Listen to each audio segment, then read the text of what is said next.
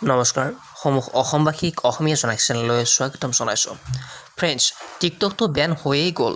দেশৰ স্বাৰ্থত যদিও সকলোৱে ভাল পাইছে, কিন্তু টিকটকাৰসকলে অলপ হ'লেও মানসিক কষ্ট পাইছে, ভাঙি পৰিছে, তেওঁলোকে হতাশাত ভুগিছে আৰু ভুগিবই দিয়কচোন, কাৰণ তেওঁলোকে টিকটকত যথেষ্টখিনি কষ্ট কৰিছিলে। গতিকে এনে পৰিস্থিতিত অলপ বেয়া লগাটো স্বাভাৱিক, কিন্তু এতিয়া মন বেয়া কৰিব নালাগে টিকটকাৰসকলে, কিয়নো প্লে ষ্টৰত এতিয়া উপলব্ধ হৈছে টিকটকৰ দৰে ছেম এপ্লিকেশ্যন আৰু টিকটকৰ দৰে ছেম ভাৰতীয় এপ্লিকেশ্যনো উপলব্ধ হৈছে। গতিকে চাওঁ আহক এই এপসমূহ।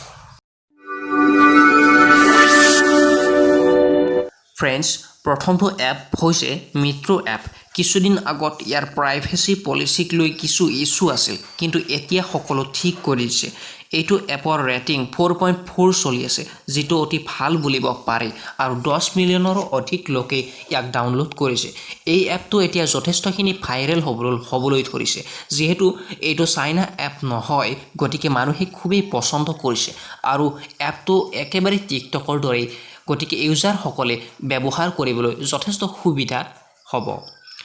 দ্বিতীয় এপটো হৈছে টিককিক। এইটো চাইনা এপ নহয় আৰু টিকটকৰ দৰে এইটো একেবাৰে একে। ইয়াৰ ৰেটিং 4.1, গতিকে ইয়াকো বেয়া বুলিব নোৱাৰি আৰু ইয়াৰ 5Mতকৈও অধিক ডাউনলোড হৈছে।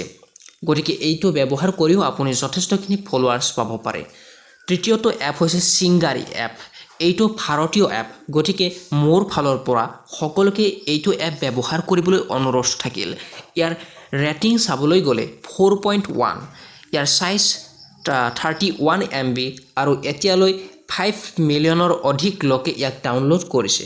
গতিকে সকলোৱে এইটো এপ ব্যৱহাৰ কৰক আৰু নিজৰ ফলোৱাৰ্ছ গেইন কৰক।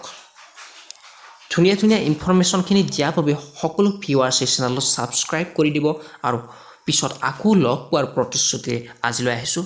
ধন্যবাদ। জয় আই অসম।